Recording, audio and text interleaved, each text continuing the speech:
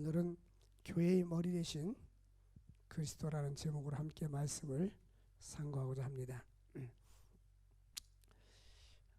사도 바울이 골로새 교회에게 쓴 서신이 바로 골로새서입니다.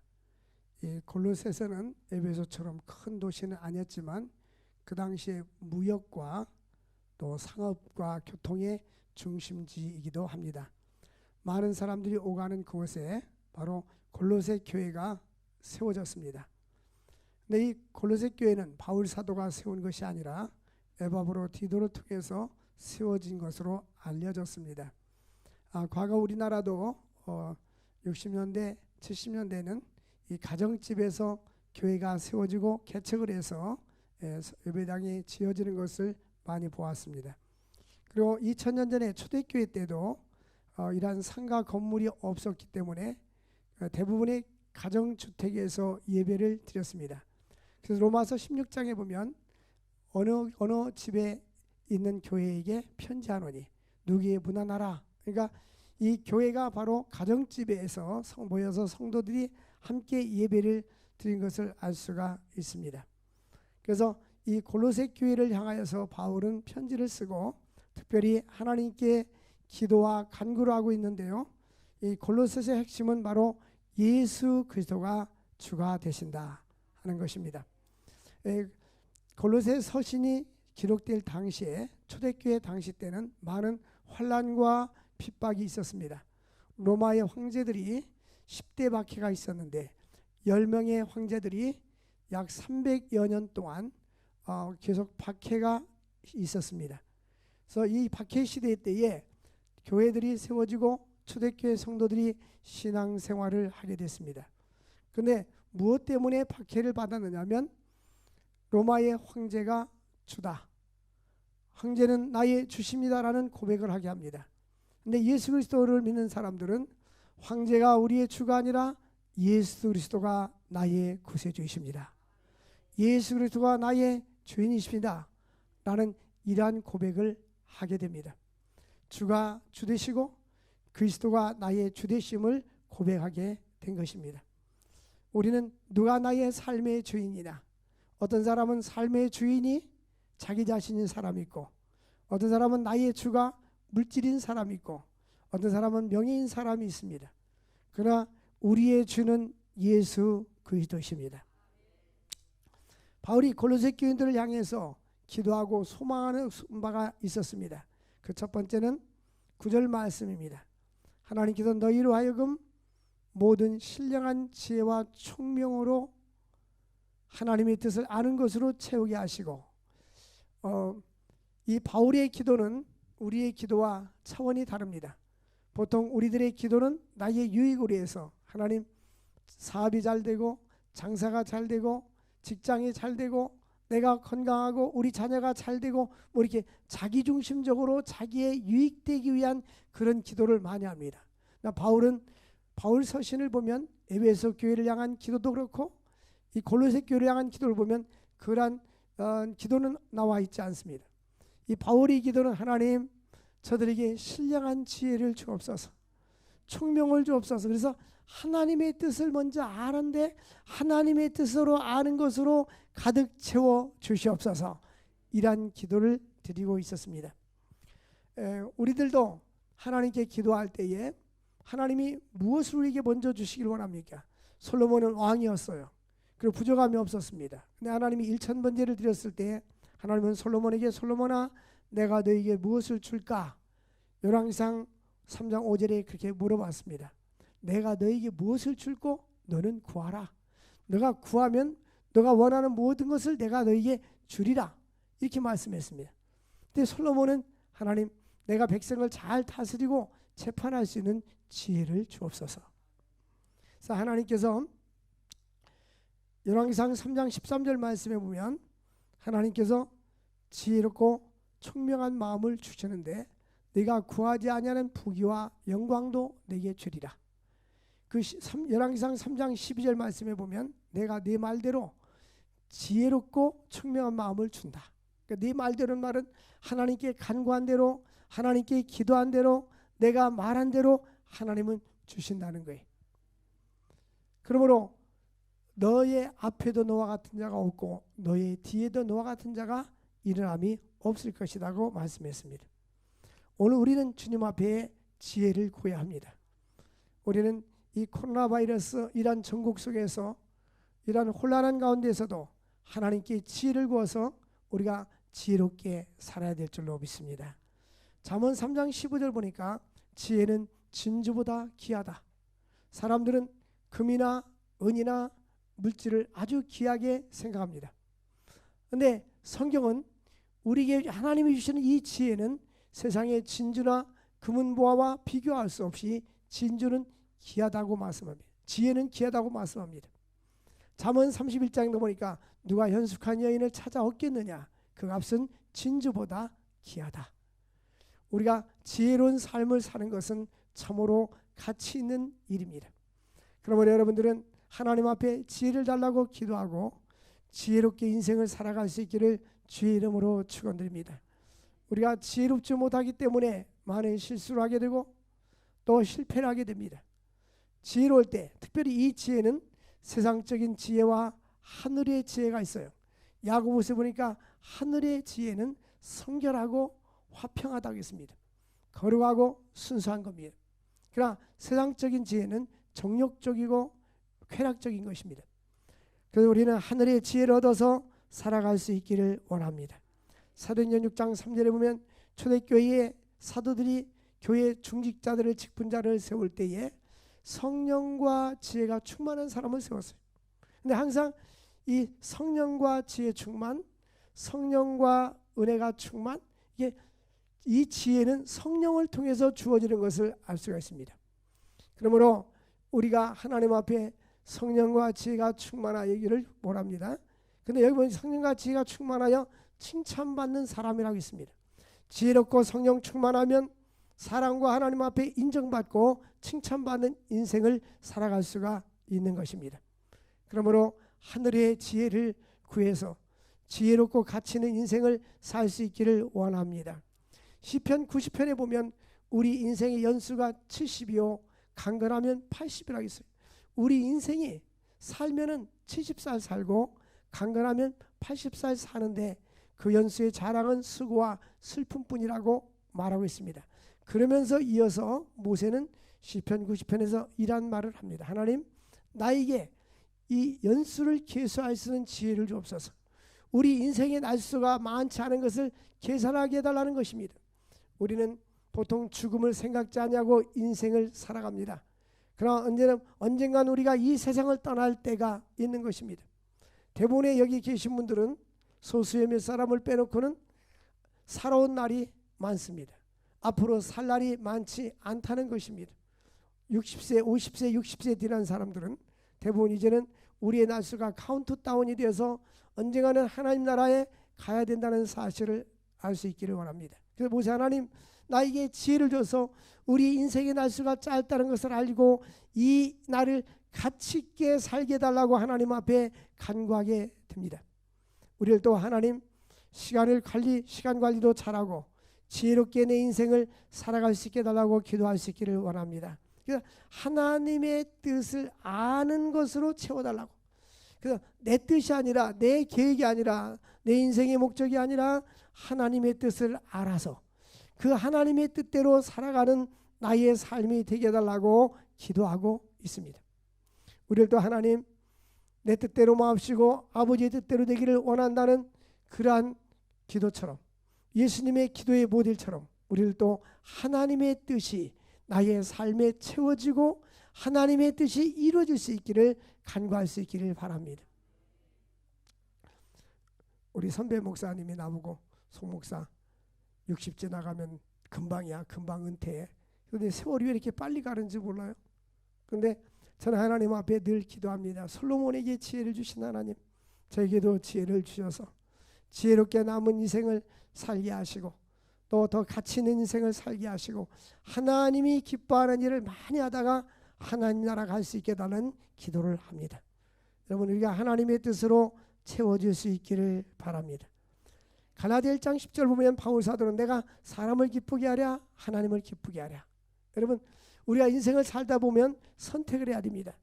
이렇게 하면 하나님을 기쁘시게 하는데 이렇게 하면 사람을 기쁘게 하고 사람이 또한 반대할 때도 있잖아요. 그러면 누구를 기쁘게 할까?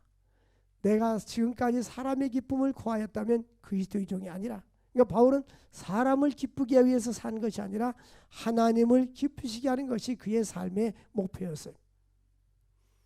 소요의 문답 제1문에 사람이 제일 되는 목적이 무엇인가 할 때에 하나님을 영원롭게 하며 영원토록 그를 즐거워하는 것이라고 했습니다. 그러므로 나를 통해서 주님이 기쁨이 되고 나를 통해서 주님이 영광 받으시고 하나님을 기쁘시게 되는 삶을 살아야 될 줄로 믿습니다. 또한 선한 열매 10절 보니까 주께서 합당하게 행하여 범사에 기쁘시게 하고 모든 선한 열매를 맺게 하시기를 원한다. 하나님은 우리들이 선한 열매를 맺기를 원하십니다. 지금 주님께서 우리를 찾아와서 열매를 원하신다면 무슨 열매를 주님 앞에 내놓겠습니까? 우리는 꽃을 좋아합니다. 그러나 주님은 열매를 좋아합니다. 길을 지나가다가 무화과나무를 보시고 열매를 찾고자 했지만 열매가 없어서 저주하니 뿌리채까지 말라버렸습니다. 오늘 우리는 지난 과거를 되돌아보면서 하나님 앞에 내가 무슨 열매를 맺고 살았는지, 무슨 열매를 주님 앞에 맺혀 드렸는지 생각해 봐야 합니다. 우리 주님은 오늘도 우리들이 열매 맺기를 원하십니다. 성령의 열매뿐만이 아니라 나의 모든 삶을 통해서 하나님을 기쁘시게 하고 또 이웃을 섬기며 아름다운 삶을 살기를 원하시는 것입니다. 우리 주님은 나더러 주여 주여 하는 자가 다 천국에 들어갈 것이 아니라 내 아버지의 뜻대로 행하는 자라야 천국에 들어가리라고 말씀했습니다. 하나님의 뜻 안에서 믿음 안에서 살아갈 수 있기를 주의 이름으로 축복합니다. 두 번째로 주님께서 주시는 능력으로 기쁨과 오래 참음 또한 감사의 생활을 해야 합니다. 초대교회 시대 때는 예수를 믿는다는 이유로 인하여서 많이 박해를 받았습니다. 로마에 가면, 지금 이탈리아이죠. 이탈리아에 가면 콜로세움이라는 원형 경기장이 있습니다. 지금으로 말하면 축구장이나 야구장처럼 둥그렇게 생겼습니다.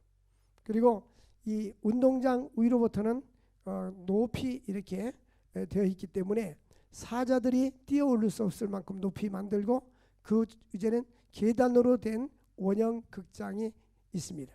원형 운동 경기장 또한 모든 관람할 수 있게 만들었었는데 초대교회 때는 가이사를 황제로 섬기고 가이사를가 주라고 하지 않는 이수 믿는 사람들을 그것으로 데려다가 사자와 싸우게 하고 사자에게 물려 죽게 했습니다.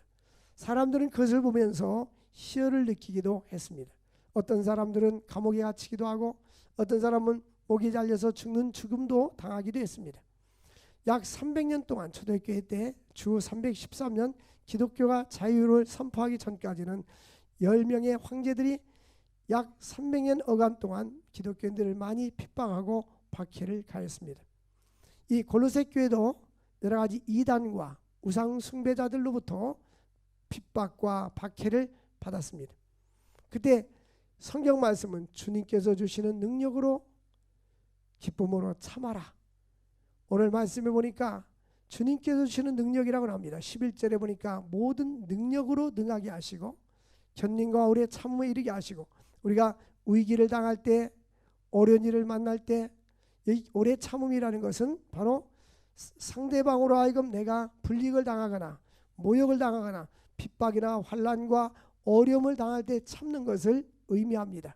그러므로 주께서 주시는 능력으로 기쁨과 오래 참음, 우리는 기쁘고 또 오래 참아야 합니다. 근데 이 오래 참음은 내 힘으로 되는 것이 아니기 때문에 주께서 주시는 능력이라고 말씀하고 있습니다. 하나님의 능력을 주면 고난 가운데도 참을 수 있고 어려운 가운데도 참을 수 있습니다. 그래서 성경에서 나오는 이 오래 참음은 언제든지 바로 사람과의 관계 속에서 위기나 어려움이나 피해를 당할 때 참는 것을 의미합니다. 야고보서 전체의 내용을 보면 성숙한 그리스도인의 삶이라고 말하시는데 제1장 보면 인내를 온전히 이루라고 말합니다. 성숙한 그리스도인이 되려면 참을 줄 알아야 됩니다. 하고 싶은 말 다 하고 원망하고 불평하고 남을 저주하고 험담하고 싸우려고 하고 또 참지 못하고, 이런 것들은 미숙한 사람들의 모습입니다. 성숙한 사람들은 인내를 온전히 이루라. 하나님께서 야고보서 주 앞에서 낮추라. 때가 되면 너희를 높여주시리라. 우리는 왜 우리가 인내하고 참습니까? 하나님이 내 편이 되어주시기 때문입니다. 하나님이 심판자가 되기 때문인 것입니다. 공의로운 하나님은 우리의 모든 삶을 익히 잘 알고 계시는 것입니다. 그러므로 우리는 어떤 경우에도 힘들고 어려울 때도 하나님께 주시는 힘으로, 주의 주시는 능력으로, 믿음으로 잘 극복할 수 있기를 원합니다. 우리가 어렵고 힘들 때에 어려운 환경을 이겨나갈 수 있는 힘은 무엇입니까? 성령께서 주시는 능력입니다. 우리가 예수를 믿는 사람들에게 주시는 축복은 첫 번째는 구원의 축복입니다. 그 다음에는 우리가 하나님이 함께 하심으로 하나님의 자녀로서 이 세상을 살아갈 때에 하나님이 동행해 주시고 함께 해 주시고 굳센 믿음을 주셔서 살아갈 수 있는 것이 은혜고 축복입니다. 어떤 사람들은 많은 것을 소유하고 있으면서도 감사하지 못하고 늘 부족함을 느끼게 되고 다른 사람하고 경쟁하면서 더 많은 것을 소유하려고 욕심의 노예가 돼서, 욕망의 노예가 돼서 자유롭지 못하게 사는 사람들이 많이 있습니다. 그러나 우리는 주 안에서 만족하고 주 안에서 감사하고 하나님의 은혜 가운데 살아갈 수 있음을 감사할 수 있기를 주의 이름으로 축원드립니다. 그러므로 우리는 12절 말씀에 보니까 하나님께서 우리에게 성도의 기업의 부분을 얻게 합당하게 하셨다. 하나님께서는 우리에게 영원한 기업을 준비해 주셨습니다. 이스라엘 백성들이 젖과 꿀이 온 가나안 땅에 들어갔을 때에 그 땅을 나눠 가지고 각 지파에게 나눠서 주었어요. 그리고 기업을 삼게 했습니다. 우리는 이 땅에 사는 동안에 우리의 삶을 위해서 각각의 기업이 있습니다. 근데 성도들의 기업은 뭐냐? 영원한 하나님 나라인 것입니다. 새하늘과 새 땅에서 하나님과 함께 영원히 살게 될 텐데, 우리로 하여금 하나님께서 기업을 부분 얻기에 합당하게 하셨다. 우리가 기업을 얻기에 부족한 것이 아니라 그분이 기업을 얻을 수 있는 은혜와 능력을 주셨다는 것입니다. 그 하나님께 감사하기를 원하노라. 우리는 언젠가 이 세상을 떠나야 합니다. 또 언젠가는 반드시 가야 합니다. 죽은 후에 영원한 기업이 없다면 얼마나 안타깝습니까?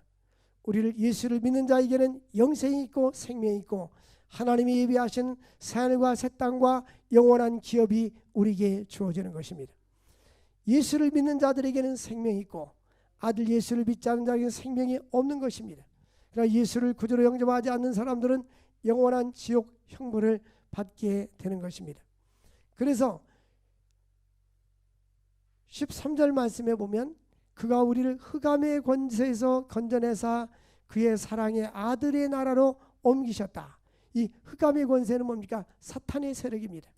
예수 믿지 않을 때 사탄의 권세의 지배를 받았는데 하나님은 우리를 이 흑암의 권세에서 우리를 건져내 주시고 그의 사랑의 아들의 나라로 옮겨주셨습니다. 우리의 족보와 호적을 지옥에서 천국으로 옮겨주셨다는 것입니다. 이보다 더 큰 축복이 어디 있습니까? 사랑하는 성도 여러분, 우리가 전도하는 것은 바로 사탄의 나라에서 하나님 나라로 오라고 초청장을 보내는 초청장인 것입니다. 그 초청장에 응하는 사람은 구원을 받게 되고 예수님을 거절하는 사람은 영원한 지옥 형벌을 받게 되는 것입니다.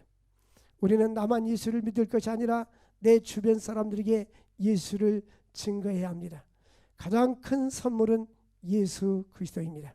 내가 믿는 예수 그리스도를 증거하고 내가 믿는 예수를 소개함으로 인해서 저들이 예수를 믿게 될 때에 영생의 축복을 누릴 수가 있게 되는 것입니다. 그리고 이 땅에서도 신앙이 깊어지고 하나님의 은혜가 깊어지면 행복한 삶을 누릴 수가 있는 것입니다. 그러므로 하나님께서 우리를 흑암의 권세, 사탄의 권세에서 건져내 주시고 그의 사랑의 아들의 나라, 예수 그리스도의 나라, 하나님 나라로 우리를 옮겨 주셨습니다. 거기에 대해서 하나님께 감사라는 거예요. 우리는 이 세상에서 어떤 일이 잘 될 때 감사하지 않습니까? 병들었다가 낫을 때 감사하고, 좋은 직장에 들어가면 감사하고, 자기 지위나 신분이 향상되면 감사하지 않습니까?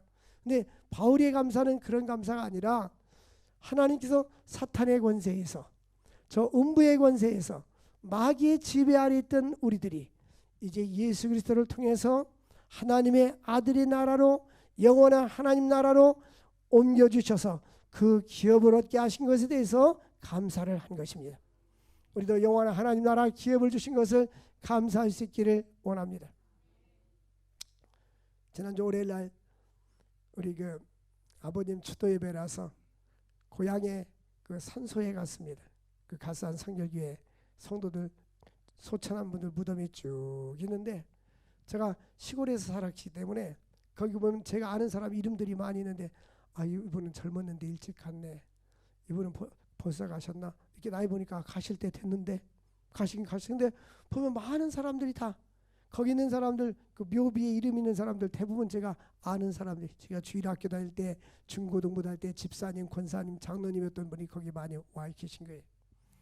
제가 추도 예배 때 설교하면서 뭐라고 설교했냐면, 이 중에도 제가 아는 사람들이 참 많이 있는데 우리도 언젠가는 이 중에 한 사람이 되어야 합니다.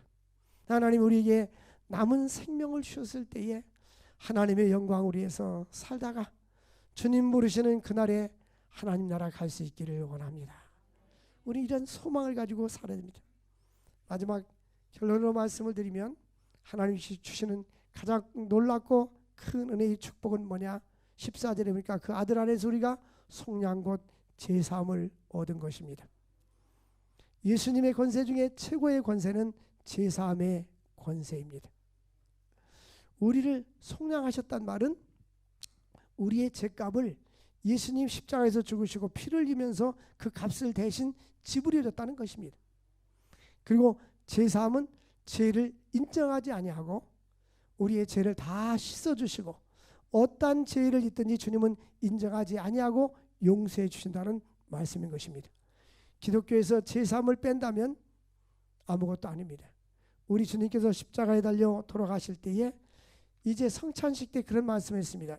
이 잔은 나로 인해서 흘리는 바 언약의 피다. 마태복음 26장 28절에 보니까 제사함을 얻게 하려고 많은 사람을 위하여 흘리는 바 나의 피 곧 언약의 피니라.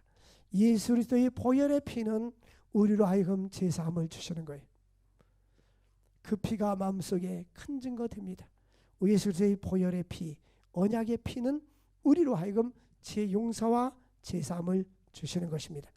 히브리서 보면 피 흘림이 없이는 사함이 없다고 했습니다. 우리의 제사함은 예수 그리스도의 보혈의 피, 보혈의 능력으로 주어지는 것입니다. 근데 여기 보니까 옮기셨다는 말이 있어요. 옮기셨다. 13절에 흑암의 권세에서 건져내사 사랑의 아들의 나라로 옮기셨다. 이 옮기셨다는 의미는 뭐냐면요, 고대에 전쟁이 일어나가지고 다른 지역을 점령을 하면 자기 나라 인구를 수십만 명을 갖다가 이주시켜버려요. 그래서 그 땅을 차지하게 됩니다. 그런 의미에서 옮겼다는 거죠. 그래서 우리는 하나님께서 우리를 갖다가 사랑의 아들의 나라로, 하나님 나라로 옮겨준 것에 대해서 감사를 드려야 할 것입니다. 이제 우리는 제사함을 받은 우리는 예수님의 재림의 날 때에 구원의 축복을 누리게 될 줄로 믿습니다. 예수 안에서 구원을 주신 하나님께 감사할 수 있기를 바랍니다. 우리 함께 기도합시다.